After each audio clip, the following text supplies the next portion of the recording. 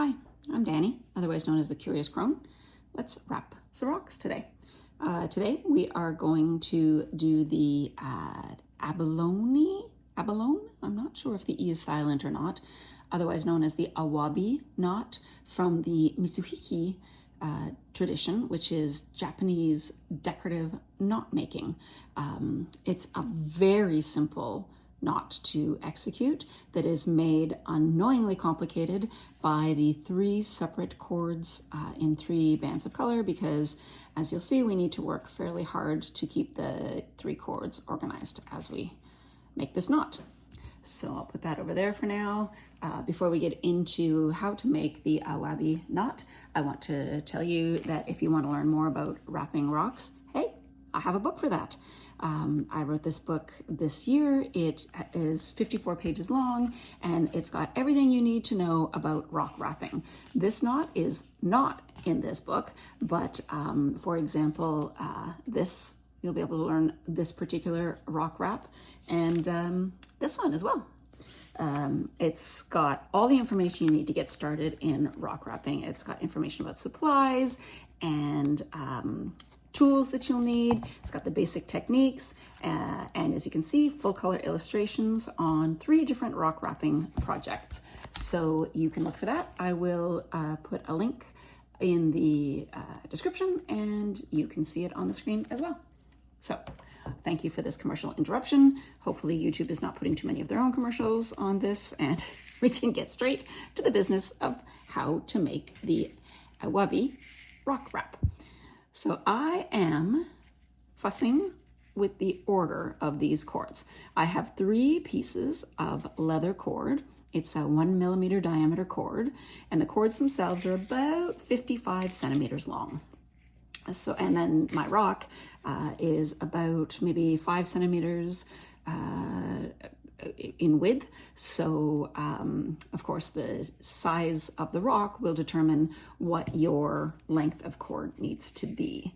And then I've cut enough cord that I'll be able to wrap, or the knot itself doesn't take up very much cord, but wrapping around, and you can see it's around the back and is tucked neatly into the back there, that takes a little bit of an extra tail.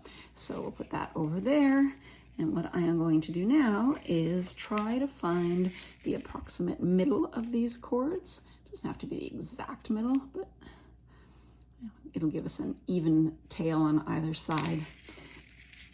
And the real trick of this wrap is to keep the cords in the same order. You could do this knot with just 1 cord, and that is much easier. If you're having trouble wrangling all of the 3 cords that I seem to be having today, then try this with 1. It's much, much easier. And then try it with a nice big thick cord as well. And then you can work your way down to finer cords. So we're not going to pull the rock in until the knot is complete. We're going to start by making a nice U-shaped bend, and I am going to put the left hand tail underneath the right hand tail. And I'm going to stop and get that red cord back in the center. So we go, I think I might have even changed the order of those, but that's okay. As long as they're in the same order all the way through, that's what counts. So the tail that was on the left is now on the right. The tail that was on the right is now on the left, and we have a little teardrop.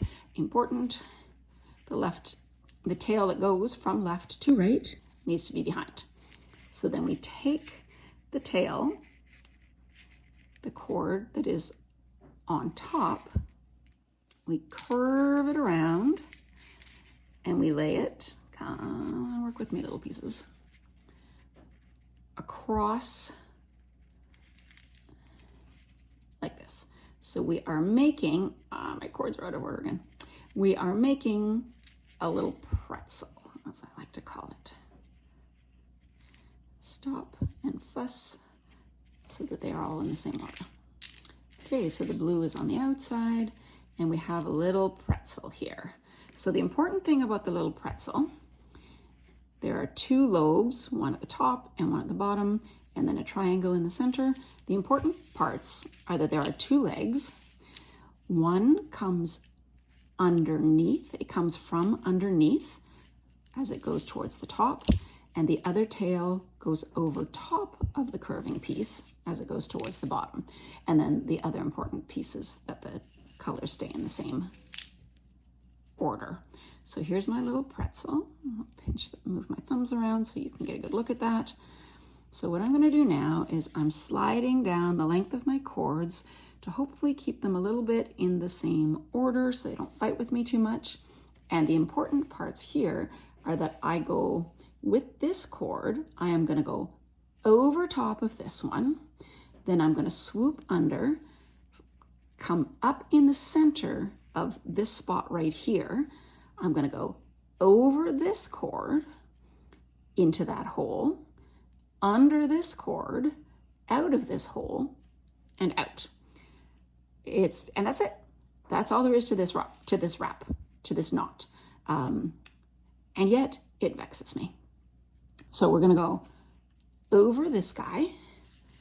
We're going to go from the back. I am going to try to use my other fingers to pinch that so I keep the colors in the same order. My life is much easier when that happens. Okay, so we've come up and through.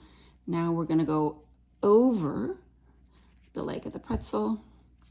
We're going to go under this leg, and we're going to go up. Everybody together now. Red, yellow, and blue. No, they don't want to go together. Make my hole a little bigger. Through this center piece, and then this always works so much better when the camera's not running. Success. Okay, I'm going to very gently grip that and tug. I'm grabbing that tail. There we go. And that is the essence of this knot. Now, the rest of it is the fussy bits.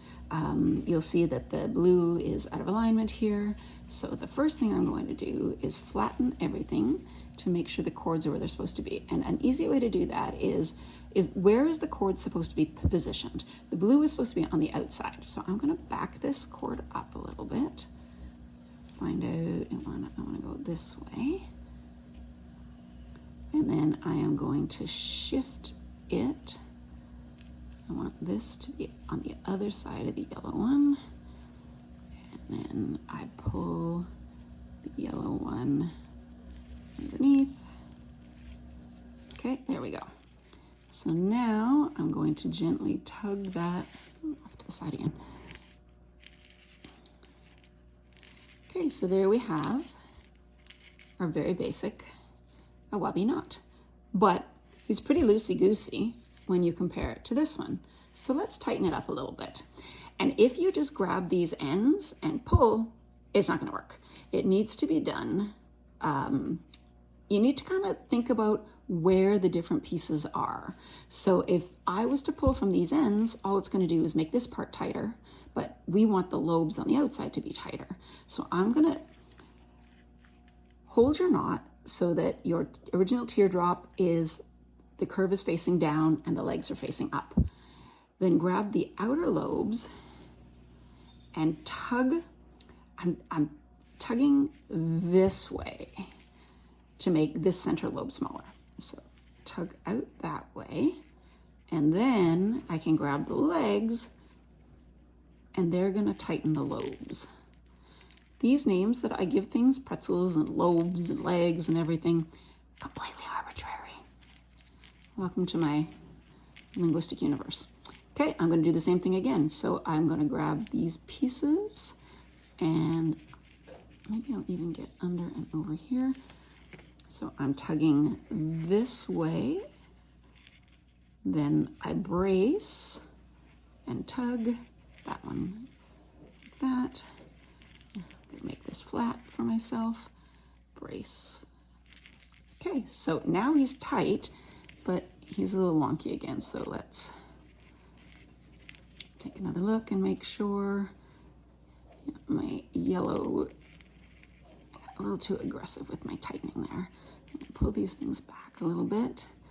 And then I see, I'm looking at this one here. This one is completely out of order. So I'm actually gonna back it up a bit. And I'm gonna pull them in the order that I want them to be. So I'll grab that red cord and tug it into place. Put the yellow on top of it and gently tug it a little bit. And then the blue finally, tug it into place. Flat. And so I'm pinching and pinching and pinching to make them flat. There I am in the corner again. Then you can turn it over, and the back side helps you see a little bit better whether you have any gaps or whether you have any spots that need to flatten a little bit more. I can see that this one maybe needs a little bit of space. This lobe is nice and tight, but this one is a little loose. So I know that this lobe is controlled by this leg. So I will gently tug that a little bit, and that closes that up. I notice that this lobe is a little loose, and I know that is controlled by, or that I want to tighten that, but which makes this lobe bigger, which means that I need to tug this leg. And then I see that I have a little bit of extra space between the blue and the yellow there. So tighten that up a little bit. You can see what I mean about how much fussy work it is. The knot itself is super duper easy, but the fussy work can be a little annoying. And then I turn it back over, and everybody looks like they're in the right spot. And my blues and yellows. Okay, so we have our nice little snug knot. This part is not quite as flat as I would like it. Sometimes it helps if you just give a little back and forth tug like that. Okay, so we have our knot. Let's attach it to our rock. And this part is fairly straightforward. You know what? Sorry, as I'm looking at this, I'm just seeing that this one, again, is nice and snug, but this guy is still a little too loose. So I can either pull on this leg, and actually, you know what? I think that's what I'll do, but I'll just ease it along this way a little bit first, and then I'm going to do them in order. So first I'm going to tug the red a little tighter, and then I'm going to tug the yellow a little bit tighter, flatten it, and I'm going to tug the blue a little bit tighter. And it's like the work of millimeters. You have to be kind of gentle with it. Okay, I like that better. I think that's much more snug. A little check on the back here. Looking at this back, I might actually like the back better than the front. They're just very slightly different. Okay, we will proceed. So now we're going to attach it to the rock, and this is pretty straightforward. Pretty straightforward when I do it when the camera's not running. The easiest way to not lose your mind in this part is to use your thumbs to pinch the cord against the edge of the rock. So get it positioned, your thumbs, your fingers, whatever. Get it positioned where you want it. And then I always make sure that the cord is nice.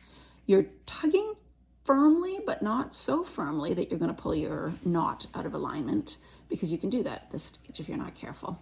So as I move this thumb off, immediately this thumb comes to hold everything in place. And then I turn the rock over, and this is fairly basic rock wrapping, but if you've never wrapped before, you might want to look at some other videos about how to make these basic wraps. So I'm going to go all the way around, and then I'm just going to put my finger so it is holding both of these pieces for a minute. And then I am going to get this piece that was loose, because what I want to make is counter pressure to hold this in place. So I'm making sure that my cords are in their flat little ribbon, and I wrap around this way. So now I have two opposing directions of wrap. Just gonna slide this back down again a little bit. And now is the point where I'm fussing with it and I'm looking to see, okay, is the knot still in the middle of the wrap? I can still adjust it at this point. It's okay that this is loose because it's all gonna be tightened up in a minute. So I hold, I'm pinching against those two edges, and I got a rat's nest of loose ends here, but that's okay because we can fix all that up. So the first thing we're gonna do is get things into more or less the position they are supposed to be in. One more check, and because I'm fussing with the back, this got out of alignment. Okay, that's okay. We can fix that too. There we go. Get them in order. Red, yellow, blue. Around you go. Pinch that into place.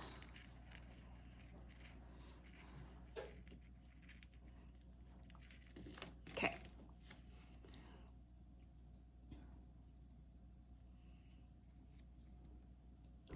So now I'm going to use, this is, well, what it is a mini screwdriver, but for our purposes today, it's called a FID, and holy smokes, these are really out of alignment.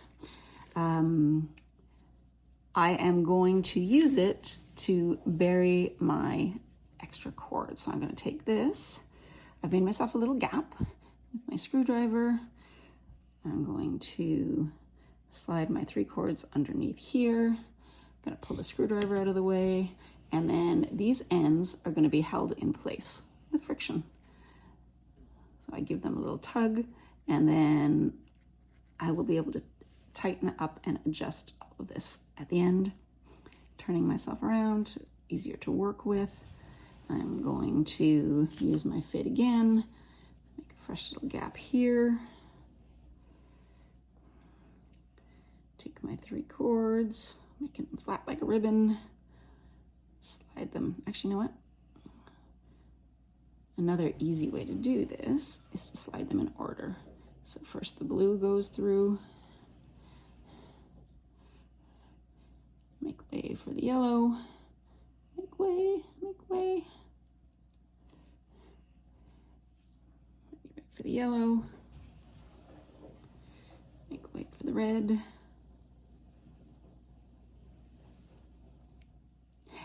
Oh my goodness, these cords are stubborn today. There we go. Okay, so we don't have a huge amount of tension here. So I'm gonna be careful in letting go because I don't want these to go flying everywhere. So I am gonna put some counter pressure on these. And right away, I can feel just that satisfying little slip as things are sliding into place. I'm gonna carefully turn this over, and I'm going to slide this a little bit more tightly underneath. And I am going to, I keep pushing it down against the rock to keep the little ribbons flat. Nudge my knot up a little bit so I can get underneath it. There we go. That's nice and secure under there. I have a very slippery rock here. If I were not doing this for the purposes of this video, I would probably choose a different rock because he's super slippery and he's making it a bit challenging, but that's okay. I'm sorry to be gendering my rocks. It is a silly habit. So I am going to take my last little tug to, I'm looking for, when you're looking for a tight spot to create some friction for your ends, corners, edges are often a good bet. In here, there's a lot of slack, but as I draw it towards the corner, I can just feel it locking into place. Same, you can see here as well, I took advantage of sort of the same thing. There was a little bit more tension in the corners. So there's our front and there's our back. I am now going to snip off the excess.